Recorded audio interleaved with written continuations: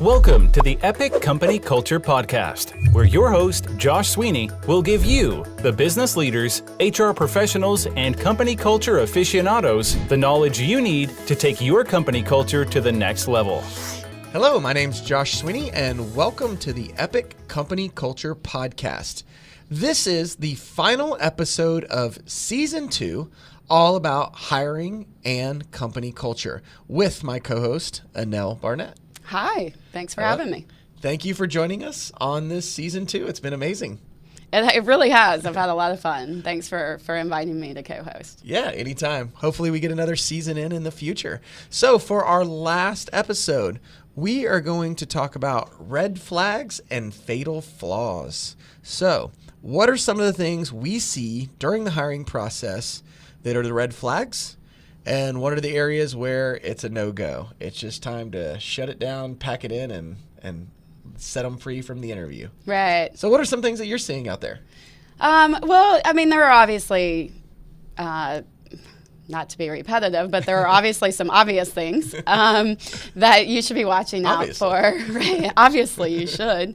But, you know, things like being late, that's kind of a given. I think I guess that probably falls more in the red flag category because we live in Atlanta. So there are all kinds of things that can happen to cause someone to be late. But I think a candidate can be late, but it has to be, they need to be profusely apologetic when they walk in the door, and there has to be a good reason that they weren't there on time. I would say, I wonder if it depends on who they're interviewing with, too, Absolutely. on whether something's a red flag or a fatal flaw. Right. I know being late for us is pretty much a fatal flaw. It's over. Right. Yeah. We plan ahead too much, and, we want to make sure, that even if you have to go visit a customer, that, something's not getting blamed on something else that's happening. And normally that's a repetitive situation. Like, most people I work with are either usually late or usually on time, or like me, ridiculously early to everything in like almost a negative way. Like, I'm always the first one there, and then everybody else strolls in 10 minutes later, and I've been there for half an hour at that point. I think some of the red flags and fatal flaws probably depend on who's doing the interviewing. So what are some other things that you're seeing? Well, I think it's often there are situations where somebody is maybe more closed off. They cross their arms in the interview. They put their hands behind their head. They're the perceived arrogance and that kind of hands behind positioning. the head, like feet on the desk. Right, that doesn't work. Leaning back, things like that. I kind of more specifically is bad mouthing a prior employer or employee that you were or coworker that you worked with. Those are never good signs, because if they're bad mouthing them, then they're probably going to be bad mouthing you. There are obviously situations where someone had worked for a really bad company or worked for a really bad person. That happens. But, it's kind of the candidate's job to figure out a tactful way to express that rather than a bad-mouthing way. So. Yeah, definitely, because those are going to carry over in the work environment of how they do or don't tactfully answer a lot of those or engage in some of those situations. Right, yeah. And actually back to, arriving on time and you mentioning arriving too early, that can actually be a negative thing in an interview process. So if you're sitting in someone's lobby for 20 minutes, that's going to be really awkward. And the person who's interviewing you is going to feel pressure that they may be in a meeting and they have this person sitting out in the lobby waiting for them. So it's good to be early, but not too early. What's the grace period? Like 10 minutes, maybe? I would say probably 10 minutes is a good window. Gotcha. I certainly remember when I used to interview, I would always arrive about 30 minutes early, and I would sit in my car and review my notes. That's and exactly review what the I questions did. and things like that. So, and then you can kind of get your head straight, and then you aren't worried about, if there is an accident or something, then you're still probably going to make it on time. So it just gives you a little bit of window cushion. Yeah, definitely. I remember being extremely early for interviews, and actually I worked for Internet Security Systems at one point. I was going for the interview, and I drove all the way to Midtown because there used to be this huge sign. It's actually still there. There's this big circle. I think it like down by Spring Street and like Peachtree. There's this huge circle sign, and it said Internet Security Systems on it. And I had seen it so many times. I'm like, oh, I know where I'm going. I'll just go there. I just drove straight there blindly. Oh, wow. And I got there and drove around. I was like, wait, like this is obviously a company sign. It's not even an advertisement. It's not pitching anything. It's their logo, their sign. They're nowhere to be found. So I look them up, and all of a sudden I realize, oh, they're up 400. Oh, wow. So I was early enough to realize the mistake and make it up there on time, and still be a few minutes early and get there. So there was that window, that grace period really saved me. But I did the same thing. I would get to jobs early and review my resume. Right. I would review, run through questions. I would look at their job description and their company and make sure like that was my planning time in a lot of ways. Yeah, and it just gives you a period of time to kind of settle down and calm yourself from the commute and all of that, and really just kind of get your arms around what you're about to do in the interview process. So that's a good point. Yeah, I never thought of like being super stressed, and you're like you had this commute and then you got stuck and you made it on time, but you're all frazzled and you're running into it. That could probably be bad. Yeah. I actually was part of an interview process where that happened, where the person was just unbelievably stressed, and then they couldn't find a parking place in this garage, and they were in heels and hot, and it was very apparent when she walked through the door, and she was definitely late. So some people are forgiving of it, and some people aren't, for sure. Some other things to think about are people who are. What about a resume? So we talked a little bit about being on time, the interview process, but like from your perspective, I know from my perspective, when I look at resumes, for the most part, I'm not really getting into the layout. Like I've seen these really creative ones and I'm like, oh, that's pretty creative. I think they should get points for that. And then I've seen other ones that were bland. I mean, I've definitely seen ones that were just not the quality we were looking for, and represented what they would probably do as a work for us if they had to create some sort of document. Right. And so I shied away from those. But like, how does formatting and graphics and other ththings kind of play in what you're seeing? Yeah, it's it plays in. I mean, in some cases, kind of significantly, because it's a lot of people are now using the more creative and image-based resumes, which typically look great, but they often neglect capturing the actual experience of the individual because they're done on like bar charts and percentages and things like that, and so. It's great that you are 90% proficient in, like Photoshop. Right.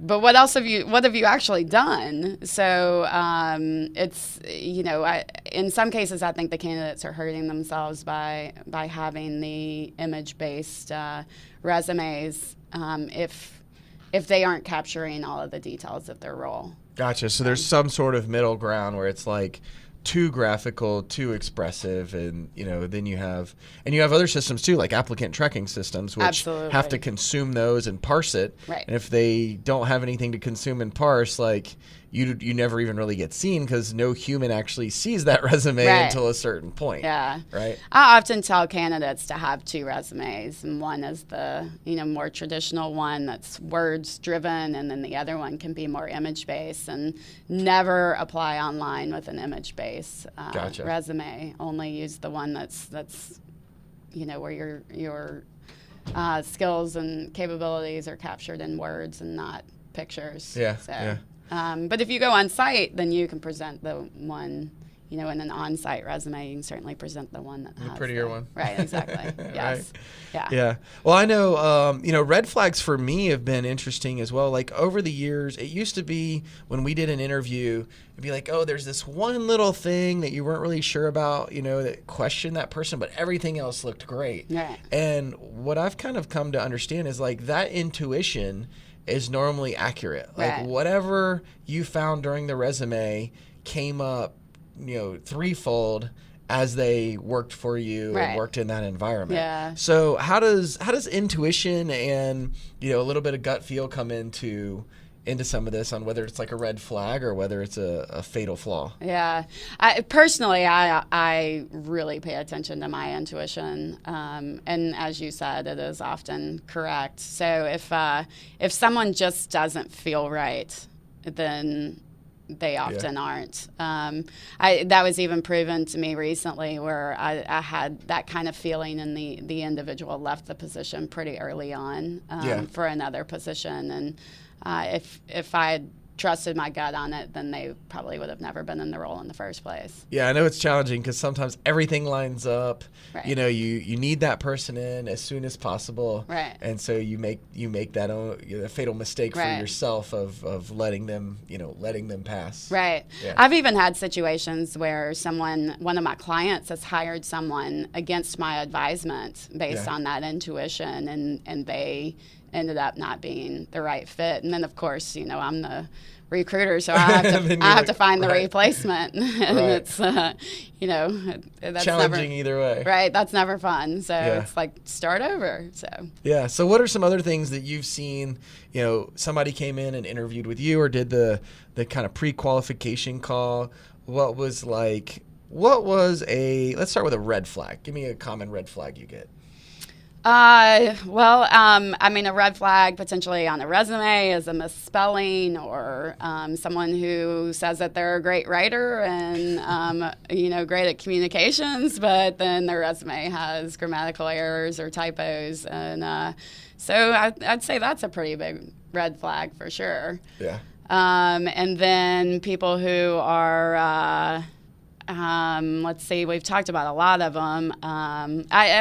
There's times when people will answer a text or a call while you're sitting in an interview, which is really okay. Yeah, that's definitely different. Fidgeting sometimes is not sometimes it's an indicator of. That can be nervousness. So that's probably more like a yellow flag that you're just kind of paying attention to try to understand why the fidgeting is happening and if it is nerves or if it's like, because sometimes fidgeting is a sign of embellishment or, stretching the truth. So just kind of watching the body language. Yeah. Mm-hmm. So like one or two spelling errors is a red flag. Many is like probably a fatal flaw. What are some other things that you would say are fatal flaws?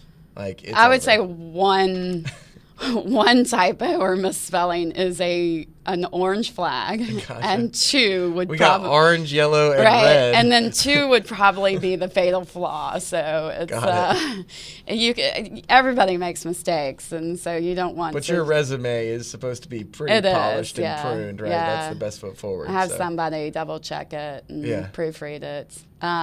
One of the things that we wanted to potentially talk about was dress code, which is a really interesting thing these days because I used to tell candidates that you can never like wearing a suit can never work against you. Right, you because can't be overdressed. Right, because you're respecting the process and you're putting your best foot forward and making a great impression, but. Recently, I had a client almost not hire someone because they were wearing a suit, because their organization was so laid back and so, suits just didn't fit into their organization, and so it actually became a negative thing. And so it's a really interesting time now where a suit used to not be able to hurt you, but it turns out these days that it actually can. So I advise people to dress for the part and know the company, know the culture of the organization, and dress for that. Probably dress a little bit more formally than you would if you were an employee there, but we've talked a lot about the experience through the process, and I've generally found that dress code is one of those ones that they should be communicating. We as employers should be communicating what our expectation is. Because I've talked to people that are like, oh, if they come in a suit, they're automatically out. Right. I'm like, well, That's at some degree that's just poor communication to me. Right. Like if you disqualified somebody because they dressed for the role and dressed for the part based on what society has expected of them for the last 100 years, and you just want to buck the trend, like what are you really showing? Like what?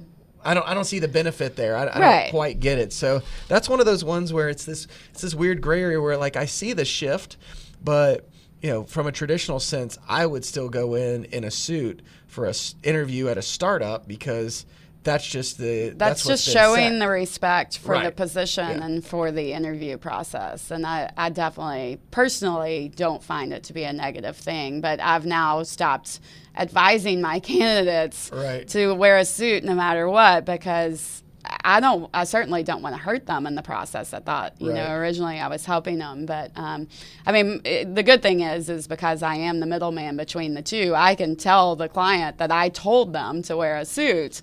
But if there's not a recruiter in the middle, then nobody's actually communicating that to either side. Yeah, I could definitely see that. I know it's very counter to some of the other questions we have where we're asking culture questions, and it's like, okay, we know what answer we want. We know what we're trying to solicit.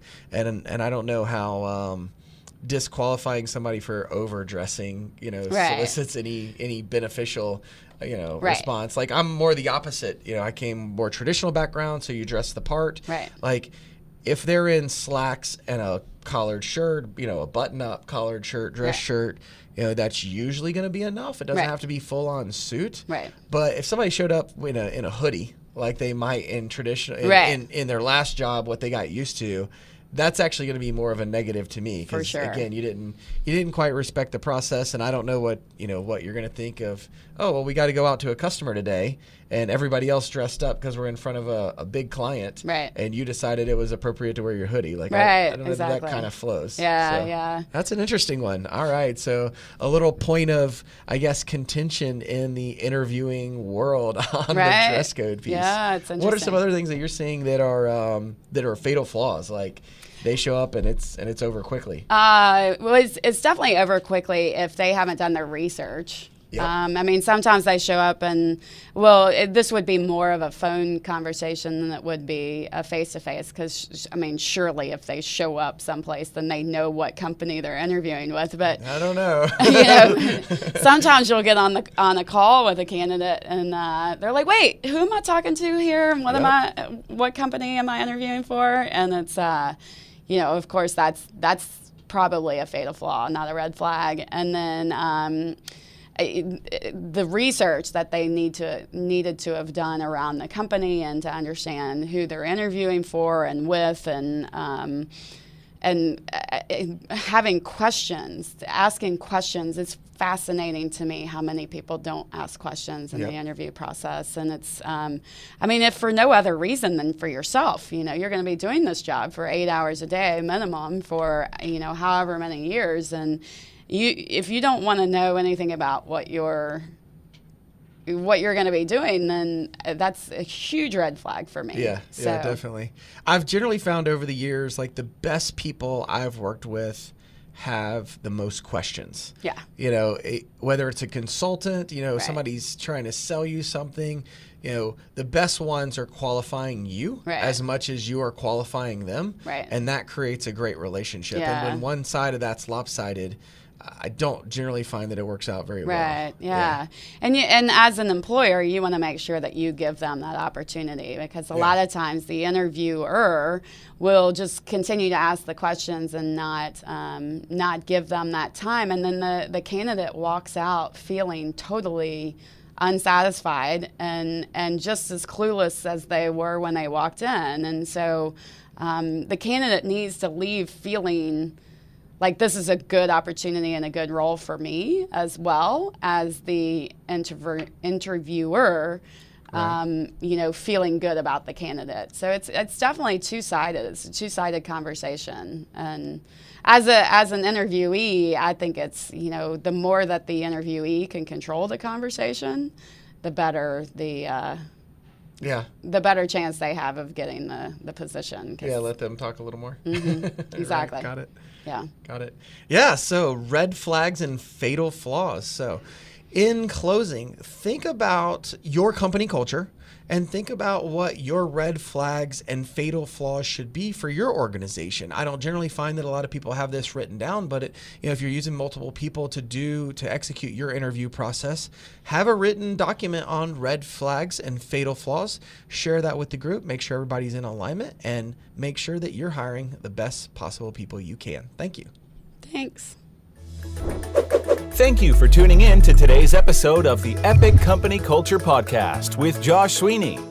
If you enjoyed this content, please subscribe on iTunes, SoundCloud, or Stitcher. For additional content and transcripts, visit epicculture.co. If you have questions or topics you would like us to address or expand on, tweet us at epicculture1 or email at podcast@epicculture.co.